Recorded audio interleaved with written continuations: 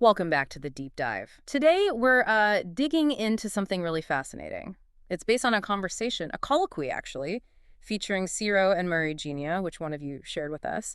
And the core idea, it's pretty provocative. It basically argues we're all fundamentally omnipotent, Yeah, and that our greatest power is actually the ability to choose to, well, to forget that we have that power. right.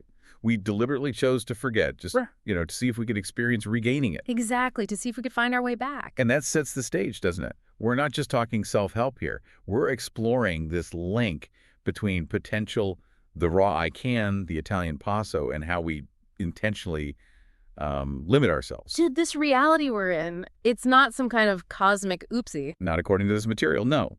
It's a game, a deliberate setup. Okay, so if we start with I can, where does it go wrong?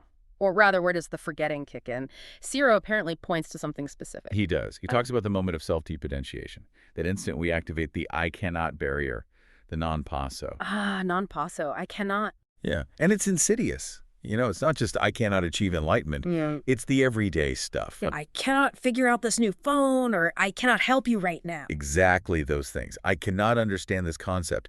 Every single time we think or say non-passo, we're basically reinforcing that temporary block on our own inherent potential. Hang on. Ciro himself apparently talks about struggling with needing to be perfect. He says something like, I, Ciro, feel erroneously that I cannot make mistakes. How does accepting limitation or imperfection get us back to omnipotence? That seems backwards. It does feel backwards at first, but think about it. True omnipotence wouldn't be afraid of limitation. It could encompass everything.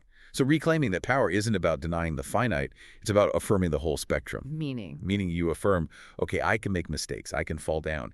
Even crucially, I can experience death, because embracing the temporary, the mortal coil, if you like, paradoxically strengthens the awareness of the eternal being underneath. Wow. So the truly powerful being isn't afraid to play the part of being weak or limited for a while. Precisely. It can afford the experience. Yeah. And the language itself seems to back this up, according to Ciro. How so? Well, think about the word password. What does it do? It allows passage. Right. The Italian verb passare, meaning to pass, shares that same root energy with passo, I can. So saying, or even just thinking I can, is framed as like the magic word, the password to unlock potential. That's neat. And there was something about understanding, too, capire. Yeah, capire, to understand. It apparently comes from capo, meaning head or chief, the one who is high up. Okay. So the implication is that the very act of understanding something is an act of sovereignty. It's like fulfilling that innate desire to be the chief of your own experience, to grasp it. So our words, our thoughts, they're constantly acting as keys or locks. Which brings us back to the big why. Why set up this whole universe with such flimsy locks? Why the game in the first place? This is where Leela comes in, right? Exactly, Leela. The divine play, the cosmic comedy. The idea is we're not just pawns, we're participants in God's, well, cosmic amusement park. And the fun is in the drama. The fun is in the forgetting. Think of a brilliant actor like, I don't know, Cary Grant in a role.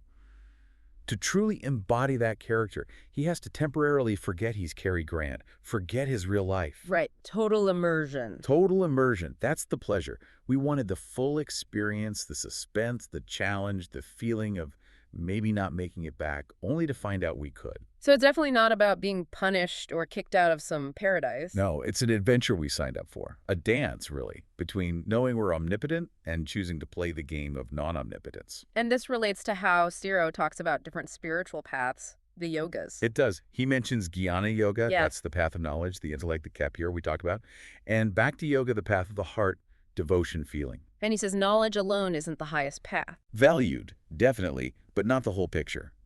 Ciro, positioning himself more as a communicator than a sage, emphasizes bringing these together, harmonizing them. Making heart and mind one thing, awareness. That's the phrase. Fusing the knowing of I can with the deep feeling of our eternal nature.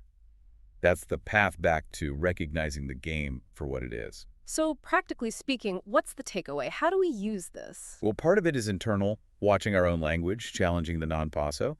But Ciro also suggests spiritual healing involves seeing the I can in others. Even when they're clearly struggling. Yeah. Saying, I can't. Especially then, seeing past their temporary pain, their limitations, even their death.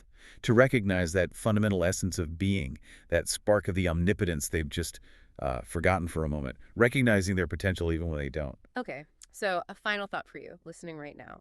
If this whole life experience is about playing a part so convincingly that you forget your own power, what core truth about yourself, perhaps about your own eternal nature or your ability to handle anything, are you currently playing the hardest to forget? What I can are you resisting? Something to ponder next time you catch yourself saying, I can't.